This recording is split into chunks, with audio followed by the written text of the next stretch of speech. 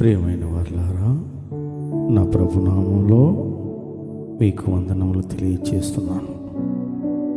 నా ప్రియమైన వారులారా, మన ప్రభువు తన స్నేహితుడైన అబ్రహామునకు ఇచ్చిన మాట చొప్పున తన సంతానమును ఆకాశపు నక్షత్రాలే చేసి పాలు తేనెలు ప్రవహించే దేశములో చేర్చి వారిని తన స్వాస్యముగా తన ప్రజలుగా ఎన్నుకుని భూమి మీద ఉన్న జనులందరికంటే గొప్పవారిగా చేస్తే వారికి తెలివి లేక దేవుని మీద తిరుగుబడి చేసి పాపము చేసి దుష్ట సంతానమైనారు.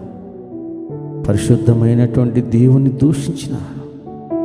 నిత్యము వారు దేవుని మీద తిరుగుబాటు చేస్తూనే ఉన్నారు.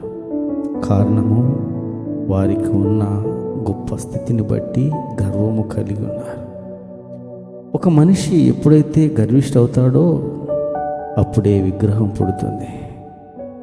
దేవుడు ఎంతటి పాపినైనను క్షమిస్తాడేమో కానీ అత్తుకుంటాడే కానీ విగ్రహారాధన మాత్రము అసహించుకుంటాడు. సో ఇశ్రాయేలు పరిస్థితి చివరకు ఏమైనదో యెషయా గ్రంథంలో మనం చూడగలము. దీని వలన మనము కొద్దిగా ఆశీర్వదించబడితేనే గర్వం వస్తుంది. సో దేవుని నుండి తెలుసుకొని ఆయన మాటకు లోబడి ఆయనకు విధేయత చూపించాలి.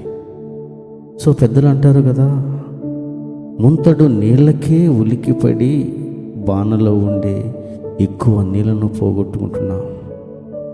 జాగ్రత్త. Praise lord.